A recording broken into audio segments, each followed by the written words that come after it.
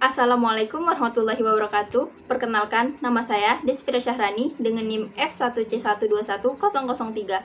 Di sini saya akan menjelaskan pemahaman saya terkait materi ekosistem untuk melengkapi tugas akhir dari mata kuliah Biologi Umum.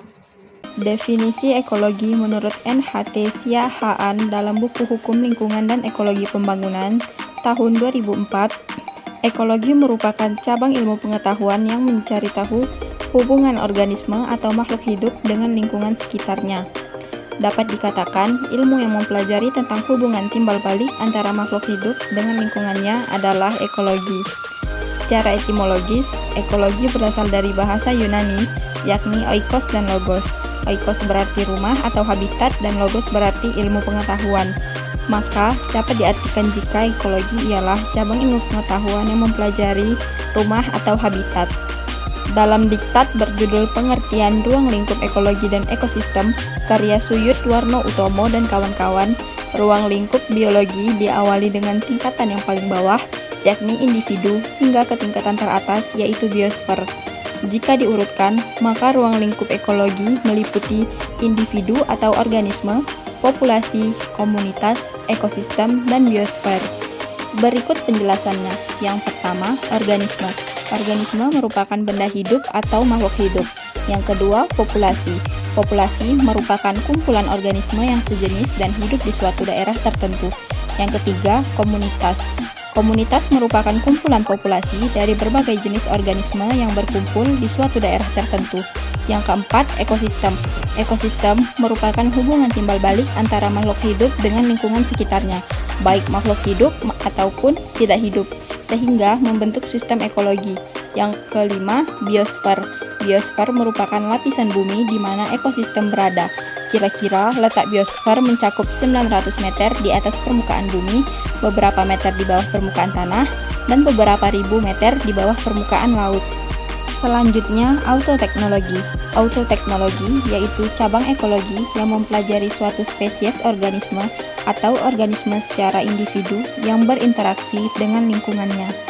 Dari segi autoteknologi, maka bisa dipelajari yang pertama, pengaruh suatu faktor lingkungan terhadap hidup dan tumbuhnya suatu jenis biota yang sifat kajiannya mendekati fisiologi. Yang kedua, pengaruh suatu faktor lingkungan terhadap hidup dan tumbuhnya suatu jenis biota tertentu. Bahkan, dalam autoteknologi dapat dipelajari pola perilaku suatu jenis binatang liar, sifat adaptasi suatu jenis binatang liar, maupun sifat adaptasi suatu jenis pohon. Selanjutnya, sinekologi. Sinekologi yaitu ekologi yang mempelajari kelompok organisme yang tergabung dalam satu kesatuan dan saling berinteraksi dalam daerah tertentu. Dari segi sinekologi, dapat dipelajari yang pertama, berbagai kelompok jenis makhluk hidup sebagai suatu komunitas, dan yang kedua, pengaruh berbagai faktor ekologi terhadap kondisi populasi, baik populasi tumbuhan maupun populasi binatang liar yang ada di dalamnya. Misalnya, mempelajari pengaruh keadaan tempat tumbuh terhadap komposisi dan struktur vegetasi atau terhadap produksi hutan. Salah satu interaksi yang terjadi pada suatu ekosistem adalah interaksi antar organisme. Interaksi antar organisme berkaitan dengan kebutuhan sumber daya seperti untuk makan, tempat mencari makan, dan tempat tinggal.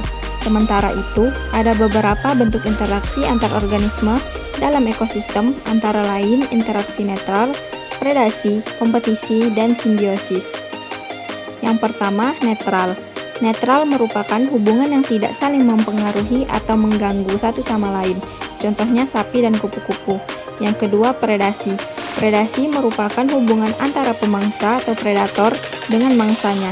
Contohnya serigala dan ayam. Yang ketiga, kompetisi. Kompetisi adalah interaksi antara dua atau lebih spesies yang saling menghalangi. Jenis interaksi ini terjadi karena masing-masing spesies memiliki kebutuhan yang sama, di mana spesies bersaing memperebutkan sesuatu yang diperlukan untuk hidupnya. Misalnya, ruang atau tempat, makanan, air, sinar matahari, udara, dan pasangan kawin. Kompetisi atau persaingan dibedakan menjadi dua macam, yaitu kompetisi intraspesifik dan kompetisi interspesifik. Kompetisi intraspesifik, yaitu persaingan yang terjadi antara organisme atau individu yang memiliki spesies sama. Contohnya, sesama kambing jantan berkelahi untuk memperebutkan pasangan kawinnya. Sedangkan kompetisi interspesifik, yaitu persaingan yang terjadi antara organisme atau individu yang berbeda spesies. Contohnya, tanaman jagung dan rumput yang sama-sama tumbuh di ladang. Selanjutnya, simbiosis. Simbiosis merupakan hubungan timbal balik atau interaksi yang terjadi pada dua individu yang hidup saling berdampingan. Simbiosis dibagi menjadi 3 macam, yaitu simbiosis komensalisme, simbiosis parasitisme, dan simbiosis mutualisme. Yang pertama, simbiosis komensalisme. Simbiosis komensalisme merupakan hubungan antara dua organisme yang berbeda spesies, yang satu diuntungkan sedangkan yang lain tidak diuntungkan maupun dirugikan. Contohnya, anggrek dengan tumbuhan paku. Yang kedua, simbiosis parasitisme. Simbiosis parasitisme merupakan hubungan antar organisme yang salah satu diuntungkan atau parasit, sedangkan yang lain dirugikan. Parasit memperoleh makanan dari tubuh inang. Bila tubuh inang mati, maka parasit akan mencari inang baru atau ikut mati. Parasit dibedakan 2 macam, yaitu parasit internal atau endoparasit, contohnya Trichomonas vaginalis yang hidup di saluran kelamin wanita, dan parasit eksternal atau ektoparasit, contohnya tumbuhan tali putri yang hidup menumpang pada tanaman lain. Yang ketiga, simbiosis mutualisme. Simbiosis mutualisme merupakan hubungan antar dua organisme yang berbeda spesies dan saling menguntungkan. Contoh simbiosis mutualisme adalah kupu-kupu dengan bunga.